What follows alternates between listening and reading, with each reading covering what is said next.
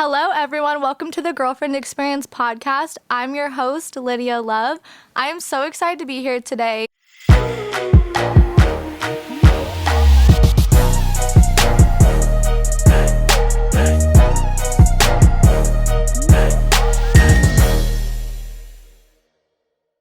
We all knew that this day would come. We knew the day would come where I would start a podcast. I'm in my early 20s in Los Angeles. I'm surprised I didn't start it during the pandemic like everyone else, but you know what? We're here now.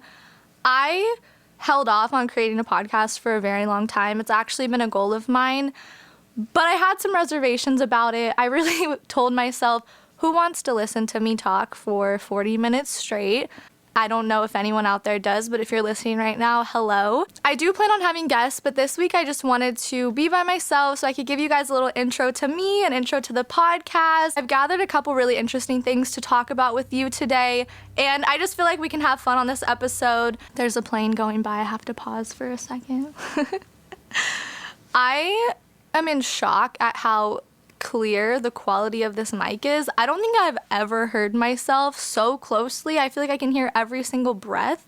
So I feel like before we get too far into the podcast, I should introduce myself. I don't want to assume that everyone that is listening right now knows who the hell I am. My name is Lydia Love. I am a webcam model. I am an adult content creator. I am a social media creator. I am a wide variety of things. I have an online clothing boutique that I currently work on. If you want to follow, it's at InternetGFShop on Instagram. And by doing this podcast, I'm really just adding another thing to my roster, and I'm really excited about it. This is something that I'm really just doing because I feel like it will be fun. I have access to a lot of very interesting guests that you guys will absolutely enjoy. So if you're not into this episode where it's just myself, I promise you I have some amazing guests lined up. I have some of your favorite porn performers. I have some of your favorite social media stars. I have ex-reality TV show guests. I have so many people lined up for you guys, you have no idea. And I think that's enough of an intro for now. So please make sure to follow my podcast social medias. You can find it at girlfriendexperience_ on Instagram. And if we make any more social medias, I will definitely let you guys know. So let's just get into this episode. Since this is kind of like an icebreaker episode, I gathered a couple Reddit posts that I found late at night at 2 a.m. when I was absolutely bored in the subreddit r/relationship advice. And as I was reading this absolute gold in this subreddit, I felt like I needed to share a couple with you guys and let you know how I feel about it. I would love to hear how you guys feel about it too. Please tweet me or message me on social media your opinions of what I'm about to read. I feel like these are super interesting, and also I'd love to provide a female perspective on this because a lot of these are men posting about their girlfriends. So the first one says, "My girlfriend prefers her vibrator over being together with me. It makes me really insecure. My 25 male girlfriend, 25 female of 5 years has never enjoyed me going down on her despite really trying to. I might just be that bad, but she also uses her vibrator quite often, 4 to 5 times per week, which in her words has made her desensitized to it." I've absolutely heard this, and I have no idea if it's true or not. I personally partake in using a vibrator, but I don't know if I've ever noticed that it makes me desensitized to things. If there's any proof behind that, someone please let me know because maybe I'll use it less, possibly. "She feels really guilty about it, and it's having a real impact in our relationship. She broke down to me saying that she thinks she'll never get all the way with me and how if she was in my position, she would feel really bad. She doesn't mind sex, but it doesn't feel as good to her as her vibrator. I asked if we should use her vibrator together, and she said no. She only wants to use it alone." Okay, I'm going to continue reading before I say my opinion. "We still enjoy sex together and continuing to learn more about each other, but not making a great deal of progress. She's a generous lover and will do anything for me, including regular blowjobs and sex. It's just hard to think she's doing all this for me. She's had a few sexual issues, UTIs and tightness, and we both have never had any other sexual experiences before our relationship. I love her so much, and I'm trying to stay positive, but I do feel a little hurt by this, and it makes me wonder whether she would be better off with someone else who could treat her right. I would never tell her to stop using her vibrator, but honestly, I don't know what to do. I've even watched cunnilingus/sex tutorials and tried different things, but nothing has worked. I really enjoy sex together, and I don't even want to do it because I know it's not great for her. Has anyone gone through this experience before? as either person in this scenario. Any help is appreciated. My opinion of this is that it sounds like they're both very new to sex, and it sounds like she's just found what works for her. It sounds like she's enjoying the vibrator. That's how she knows is guaranteed to make her come, and she hasn't really found what feels good with him yet. I really feel like this is a conversation between him and her that needs to be had, and not necessarily random advice on Reddit, because it could be such a wide variety of things. I have definitely gone through phases in relationships where I heavily prefer using a toy instead of having sex, and it's not as black and white as, oh, she just doesn't want to have sex with me, or like I didn't want to have sex with that partner. It was maybe I wasn't feeling sexy about myself. Maybe I was just really enjoying that toy. Maybe I was stressed and I wasn't able to be completely present in the moment with my partner. There are so many things that it could be. So if you are someone that's out there that is in either of those people's positions, don't feel bad about it. I think that it's really something that when you're ready to discuss with your partner, because like I said, it's probably not as black and white as you simply just don't want to have sex with your partner. I can totally understand if I was dating someone and they just wanted to use a fleshlight all day and they never wanted to have sex with me, or I could tell they weren't enjoying it, I would be a little upset. I would recommend having a deep conversation about that and get to the root of what's going on. This one. My girlfriend wants to do sexual things with other women without me. Should this be a deal breaker that my girlfriend wants to sexually engage with other females without me? I found out that she did with a few of her friends while we were together. I told her that I don't feel comfortable with this unless we engage in this act together. She says I'm being selfish for this reason. I don't understand how. Baby. Gaslight, gatekeep, girl boss. What the fuck? She cheated on him with other women, and she's pissed at him for being upset by it. The way that he's wording it, I feel like he doesn't necessarily view it as cheating, but that's what it is. And that's something that I've definitely been bothered by in past relationships, where someone will tell me, yeah, you can have sex with women because it's not like you're cheating. That is so invalidating of different sexualities, of being pansexual or bisexual or whatever you identify as. If you have a man that says you can sleep with other women because it's not actually cheating, like, first of all, good for you. Like, you found the loophole. But also, I just feel invalidated. Every time that I date someone that feels that way, I just feel very, like they're not taking my sexuality seriously, or they view my connection with women as less than my connection with men, which is so weird. I would say that this man should definitely accept the fact that he got cheated on and navigate the relationship in that way. If your girl is out there fucking women or kissing other women and you guys have not clearly said that that's okay, that's within your boundaries, like, I hate to break it to you, but that is cheating. Just because she has titties does not mean that it's not cheating. We're gonna do one more Reddit post because this one just needs to be said, and I really want to know your guys' opinion on this. It says, I'm 29 female and my boyfriend, 37 male, has never said I love you in our 5-year relationship. This is no exaggeration, but my boyfriend has never said I love you at all. Not once in our 5-year relationship. What? And he's 37. That is a grown man. I've never met his family or friends. Oh no. We both live separately but see each other at the weekend. His reason to begin with was I didn't love myself so he couldn't. What? Okay, let's just skip over that. We haven't had sex in 3 years either and don't really do anything together, like dates or anything romantic. Excuse me, what? I've given up trying to initiate sex. He's extremely sociable, so that's not an issue. If I want to do something together, for example, go to the movies, he doesn't, but will go with his friends and he'll say he didn't know that I wanted to. Okay, I feel worthless and unloved, but he said he's happy with our relationship. There's no violence, no arguments, there's nothing. Okay, I'm gonna stop there and then read the rest in a second. It sounds like that's not a relationship. It sounds like you guys don't even have a friendship. Like, I treat my very casual acquaintances nicer than this, and the fact that you haven't had sex in 3 years, in 5 years, he's never said I love you. My initial thought was maybe he's married. But then it's like, okay. And then she mentions that there's no violence or arguments. I'm sorry, but sometimes in relationships, silence is worse than arguments. Like, every once in a while, you just want someone to feel passionate. Like, you just want someone to say something back to you. So for there to be nothing, no sex, no I love you, and no arguments, like, what is happening there?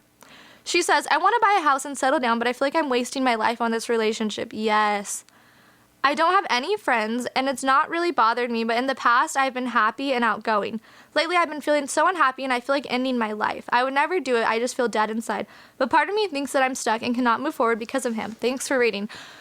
Please, if you are listening right now, never let a man or a woman or whoever you are dating make you feel like life is not worth living. I know it's easier said than done to get out of relationships like that. Like, 5 years is a long time. She's 29. They've been dating since she was 24. That is a long ass time. But sometimes you just have to give up your idea of what you want someone to be and move on and be happier, because I promise you, once the healing process is over, you'll be feeling much better. I look back at times in my life where I felt like my life was over and I just wanted to give up because of a man, and I am so happy that I kept going. My heart is like hurting for her, honestly. That's fucking sad. Like, that 5 years without an I love you. When I read that one for the first time, it shook me to my core. I just don't understand. Please don't ever let a man make you feel that way. Okay, so now that we've chatted a little bit, I guess I can give you guys some life updates on myself. Later on this week, I'm doing 2 interviews, both with my friends. One of them is someone that is a photographer. If you know who I am, you can probably guess who it is. And she's gonna come over and we're gonna talk about photography, our friendship, mental health, getting sober. We're gonna talk about her filming porn. Yes, a lot of people think that a man is behind the camera, but sometimes it's a woman. And I'm gonna have another one of my friends come over who is a BBW porn star, and we are going to discuss porn, relationships, being poly, a bunch of different interesting things, and I'm so excited for those. I'm not gonna lie, I'm still not comfortable in front of the mic and the camera yet.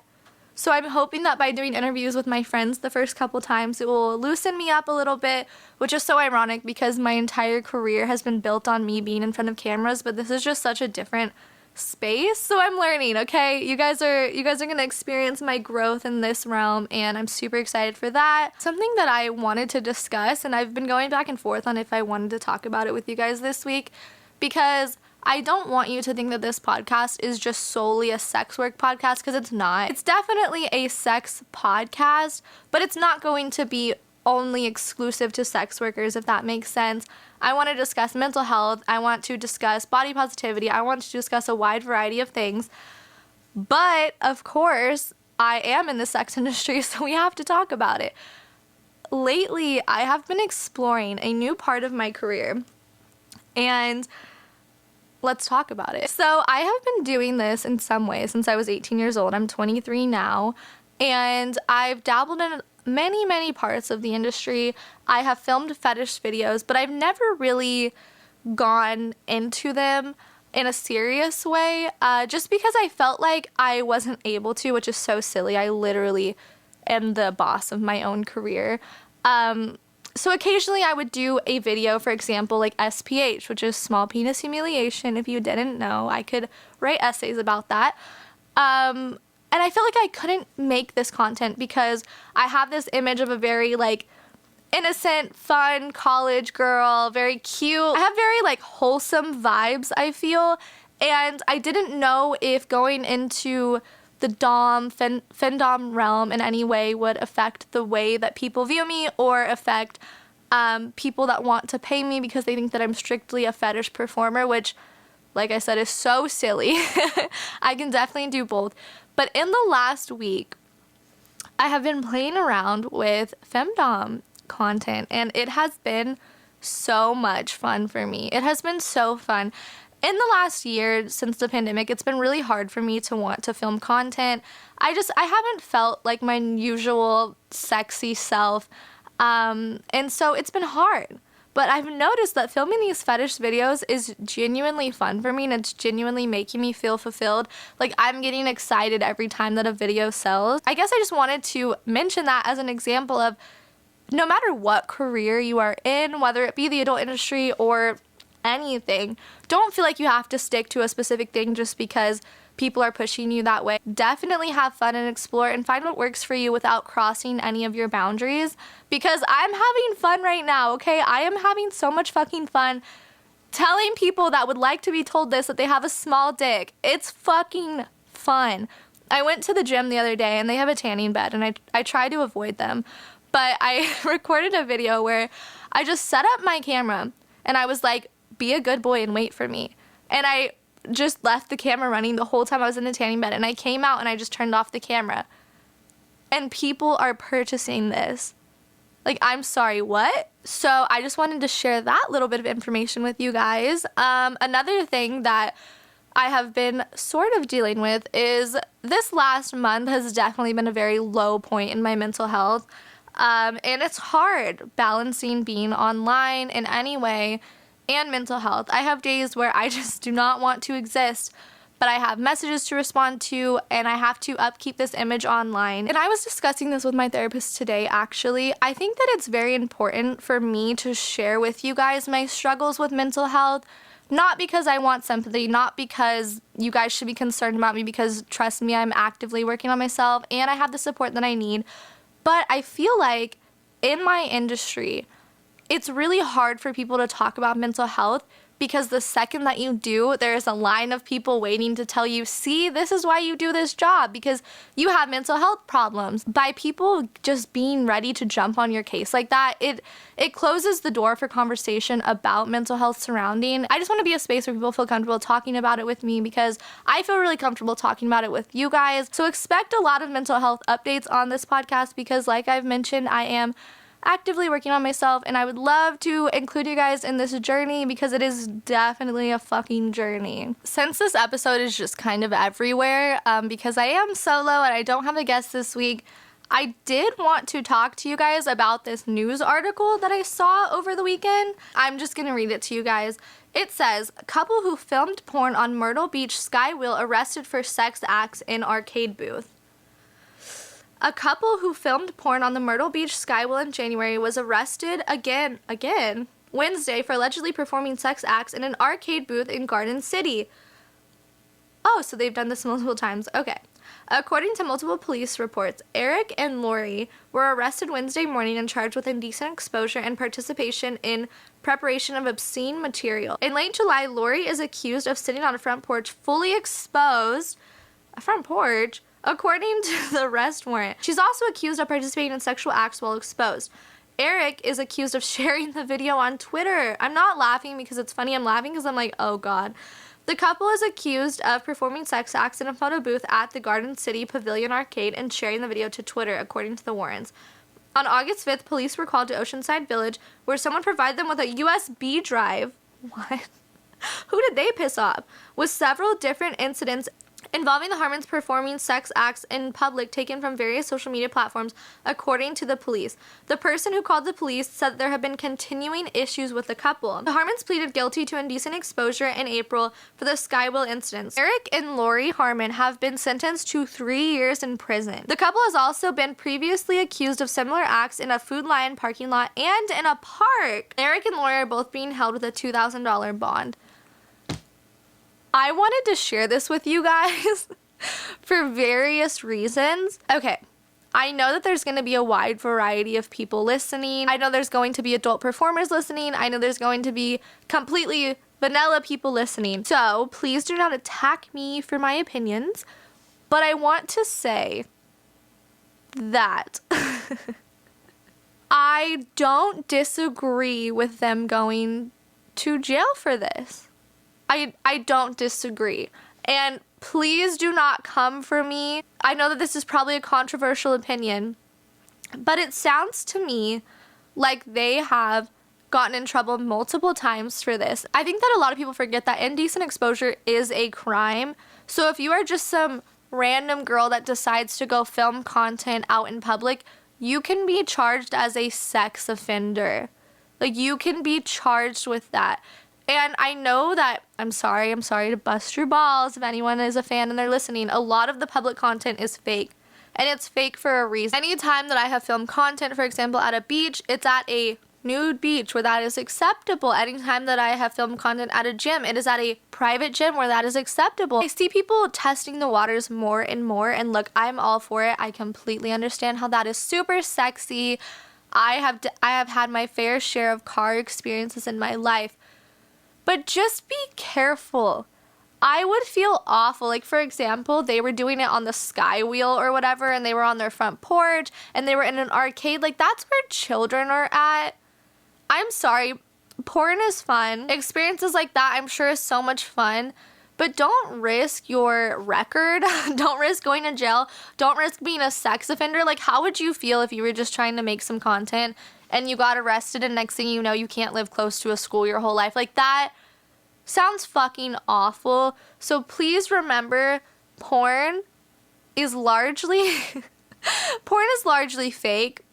Okay? Don't look at other creators that are doing this crazy stuff. And don't assume that it's just actually factual and that they're really doing all of these things.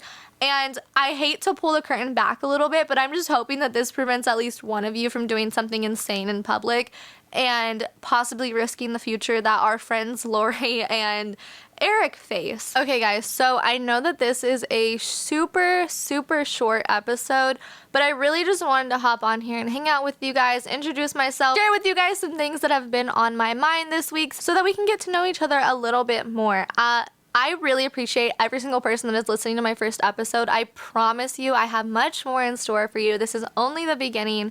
Please, whatever platform you are listening on, give me 5 stars. Give me a cute little review. I appreciate you so much. Check out Girlfriend Experience's Instagram at girlfriendexperience_. You can follow me on Instagram at yourinternetgf_, which is yourinternetgf_. I know that I have the most complicated username in the world. Maybe one day I'll fix that. If you are watching the visual version on my YouTube channel, everyone say goodbye to Daisy. She's been such a sweetheart, sleeping next to me this entire podcast. Daisy, do you have anything to say? She's shy right now. I'm so excited for you guys to see what I have in store with this. Thank you so much for listening. I hope that you have an amazing day. Take care of yourself today, and I will see you guys next time. Bye!